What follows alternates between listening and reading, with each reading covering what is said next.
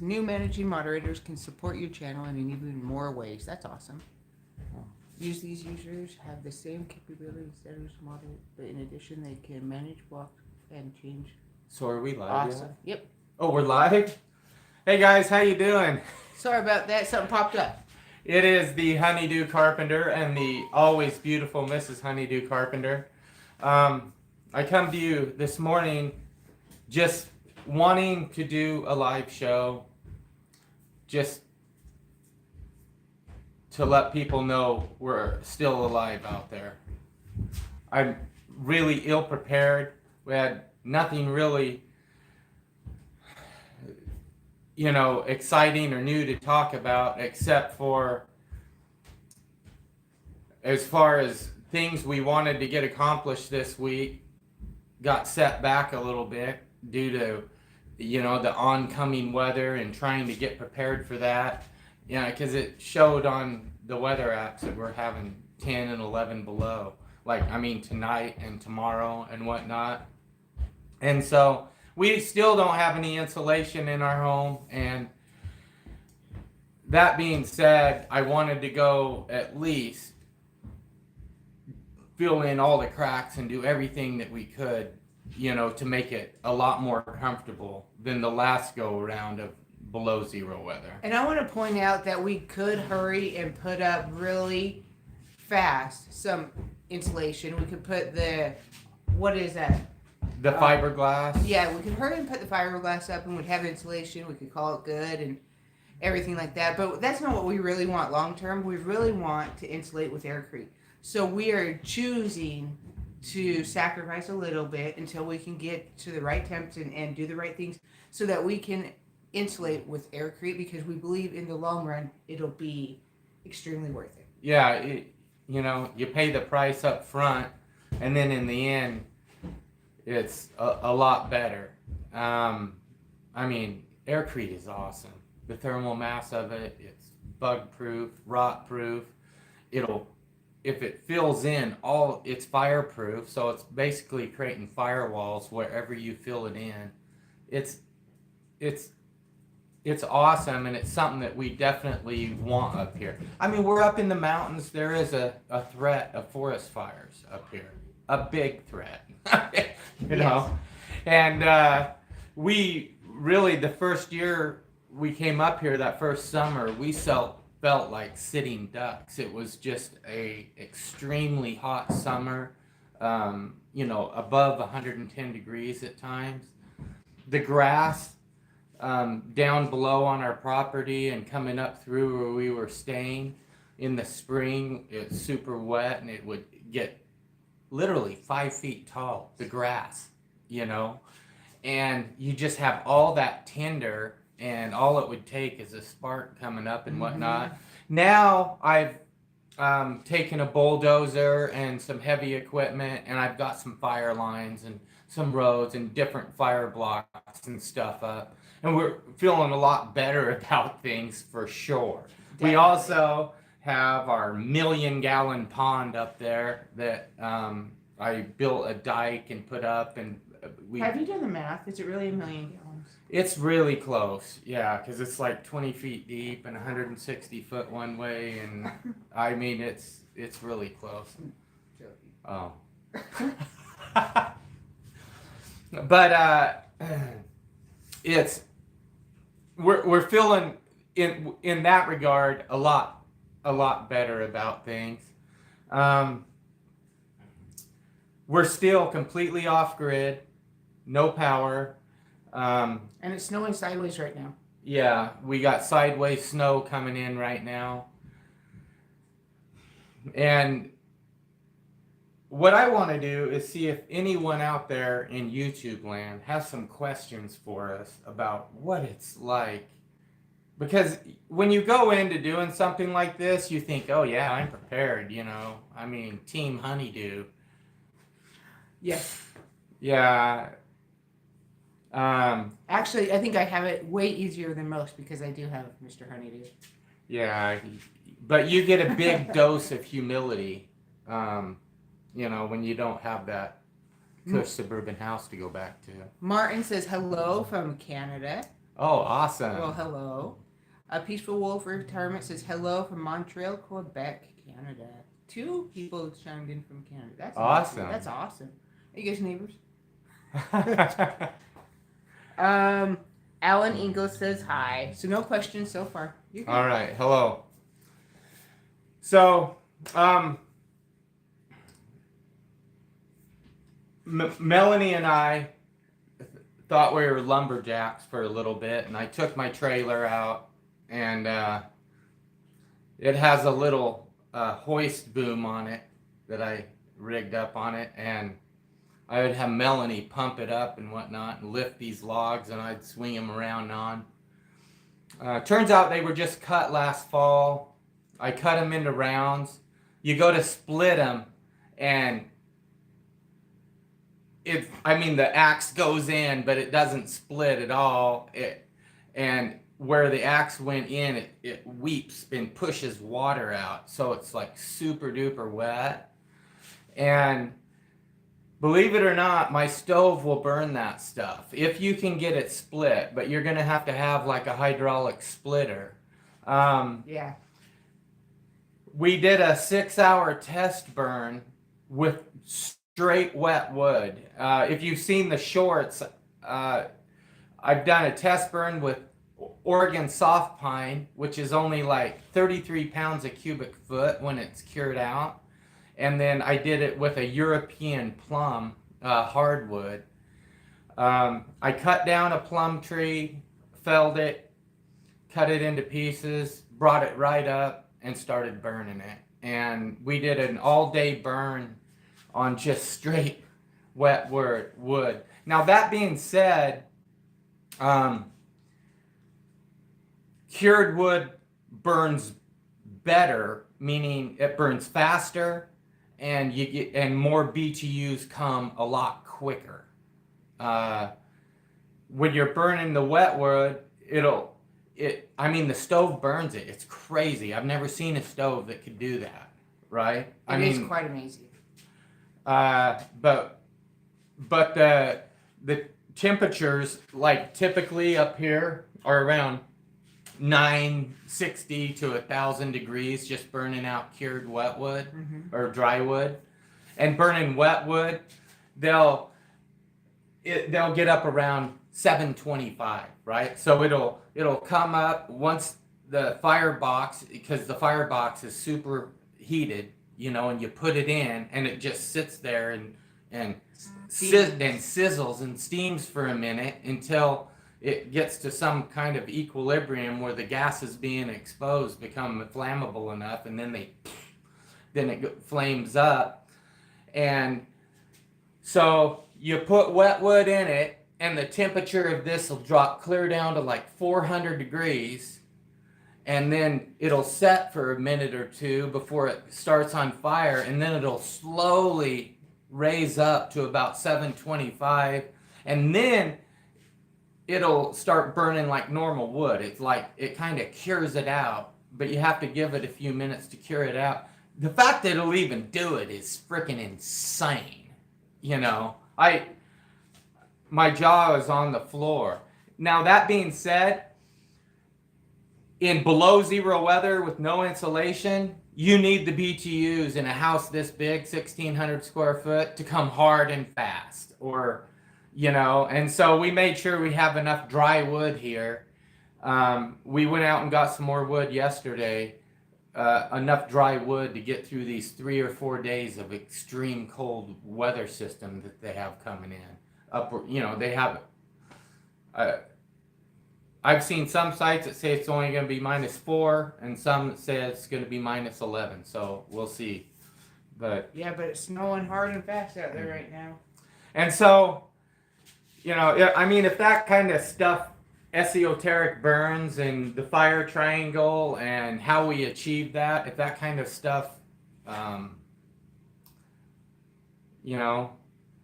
interests you like it does me, that's going to be part of the classes that we do when we're up here. Because if we had insulation, I could straight up just burn wet wood like live wood. I could just go cut down live trees and burn them, and it would be fine.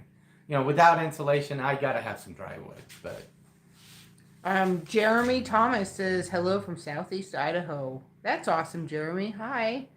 Beaver Creek Farm Life says howdy from L.A., Louisiana district. That's awesome. Not from How's Los it going? Angeles, huh? Oh. So, Jimmy Thompson from Southeast Idaho. That's kind of Our old stomping ground? our old stomping grounds. Pocatello, Blackfoot, Idaho Falls. Yeah. Right. Yeah. But You guys want to see the stove in action today? well, I think we've burned down to almost nothing, haven't we? I don't know. Have we? Yeah. There's almost nothing in there. Are you sure? It's still really hot. Here, let me grab this. And let me... Hold on. Are you ready? I guess. Oh, hold on a second. I'm going to show them the outside. Oh. The snow. Can you guys see the snow? It's crazy out there. Stay safe and warm. All right. Let me see. Yeah, it's just... There's just a few coals in back there. Hold on. Let me bust them up. Oh.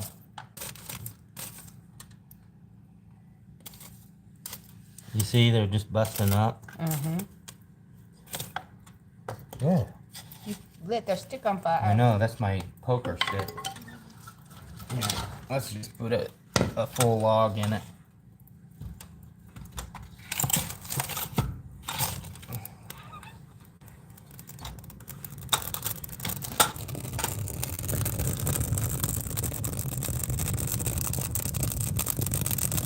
Who doesn't love that sound? I do. It saved our bacon up here. I mean, it reminds me of like the old, oh not old, but when you're out camping with the campfires and you're sitting around it with hot chocolate when you're a kid and you hear that sound. Right. It brings back like nostalgic memories. And, you shut this door and it kind of muffles it a little. Oh. Where'd my poker stick go? I dumped a bunch of ash on the bottom rim. Sometimes you're so hard to record. You move so fast. Sorry. Oh, my hand's in the way now. Sorry, everyone. There we go. Putting the camera back. All right. Anything else you want to say? That feels better. I know. Yeah, I can feel the heat just blaring off that now. No. Look at that stove. Move out of the way and let them see the stove. Yeah, look at that beautiful stove. It needs repainted. But yeah. All right, you can move back. Yeah, I need to find a paint that is more than just like a grill paint that goes up 600 degrees. I only put the paint from here down, and it stayed black like just regular grill paint for a long, long time. But during that last below zero stint, I was just feeding this thing like a dragon, just like every 15 minutes just to try and keep this place. And it was just glowing red up here, and it kind of turned all my black paint white.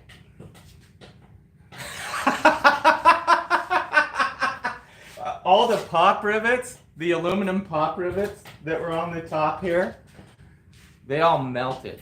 So I had to real quick stick self-tapper, structural steel self-tappers in there to hold the top on.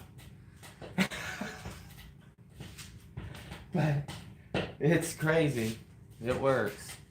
Let's see if there's any more comments, and maybe we'll cut this one short today. Yeah, I was thinking about that. Jeremy's like, yeah, I know Julie also. Jeremy is his friend. Huh? Oh.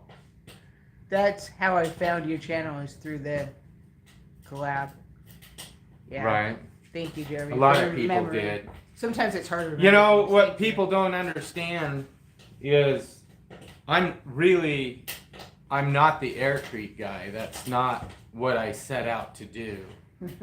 I'm the rocket mass heater guy that, for whatever reason, Julie came and said, "Can your husband build one of these?" And Melanie said, "Yeah, he can."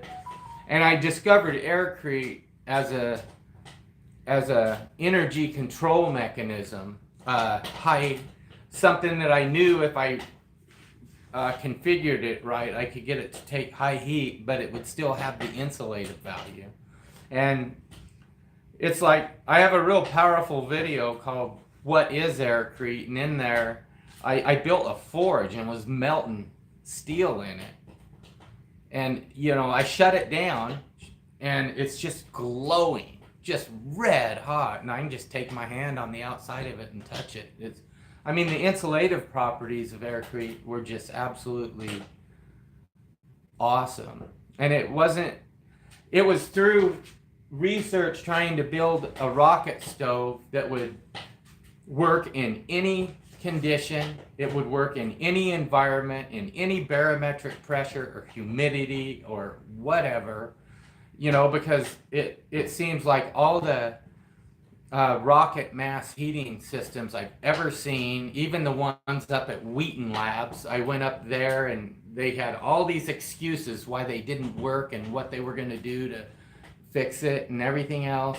But I just set out to build something that would work, and I knew that I needed a high temp firebox.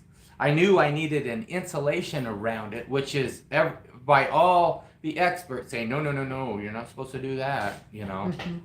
And to control where the heat was and release the heat when I wanted it released and confine the heat when I wanted it confined. And it just seemed like Aircrete was the answer to everything. Even when I had issues with it fluing in my testing out at Julie's place. Aircrete was the answer to that when I came up with the double wall Aircrete stovepipe, because you know, once you get it going, it heats up that stovepipe and it stays hot, and it really made the difference. Right. So let's answer a few questions. Okie dokie. Oh no. Okie says, "Hey, sorry, I gotta feed the cows. So yay, y'all." I laughed at the same time. That's awesome.